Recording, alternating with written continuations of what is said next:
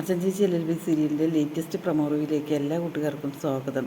അമ്പാട്ട് വീട്ടിലേക്ക് അച്ചു വന്നപ്പോൾ രുക്കുവിന് ഒരുപാട് സന്തോഷമാവും കേട്ടോ.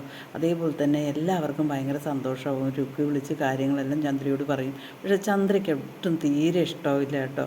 പിന്നീട് എല്ലാവരും അച്ചുവിനെ കാണുകയും അച്ചു ഭയങ്കര ക്ഷീണത്തിലായിരിക്കും, റൂമിലിരിക്കുകയായിരിക്കും കേട്ടോ. മുകുന്ദൻ വന്നപ്പോൾ അച്ചു വന്ന കാര്യങ്ങൾ രമ്യയും അർച്ചനയും എല്ലാം പറയും കേട്ടോ. അപ്പോൾ മുകുന്ദന് അച്ചുവിനെ കാണണം എന്നൊരു തോന്നൽ കേട്ടോ.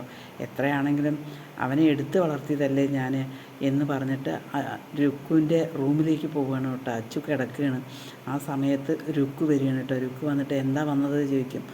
അപ്പോൾ ആകെ മൊത്തം മുകുന്ദൻ അവിടെ നിന്ന് പരുങ്ങുകയാണ് കേട്ടോ. അതിനുശേഷം മുകുന്ദൻ അങ്ങനെ അങ്ങോട്ട് തിരിച്ചു പോരുകയാണ്.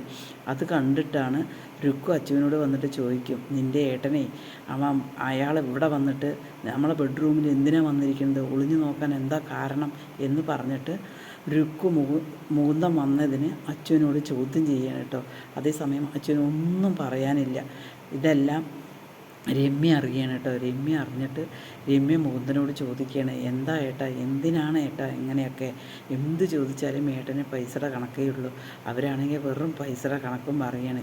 ആർക്ക് വേണ്ടിയിട്ടാണ് നമ്മൾ ഈ പൈസയൊക്കെ ഉണ്ടാക്കുന്നത് എന്ന് പറഞ്ഞിട്ട് രമ്യ മുകുന്ദനോട് സംസാരിക്കണം കേട്ടോ. ഭയങ്കര വിഷമമായിട്ടാണ് കേട്ടോ.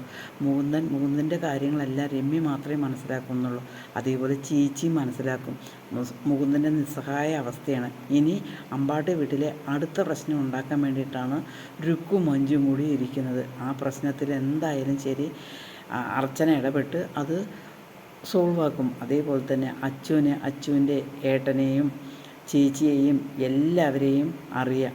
രുക്കുവിനെ ശരിക്കും അച്ചു മനസ്സിലാക്കാൻ ഒരുപാടുണ്ട്. ഏതായാലും നമുക്ക് രുക്കുവിനെ അച്ചു മനസ്സിലാക്കുമെന്ന് തന്നെ നമുക്ക് കരുതാം. മഞ്ജുവിൻ്റെയും രുക്കുവിൻ്റെയും എല്ലാ കള്ളക്കടയും അച്ചു കണ്ടുപിടിക്കും. അത് ഉറപ്പായ കാര്യമാണ്. ഈ ചാനലൊന്ന് സബ്സ്ക്രൈബ് ചെയ്ത് സപ്പോർട്ട് ചെയ്യുമോ?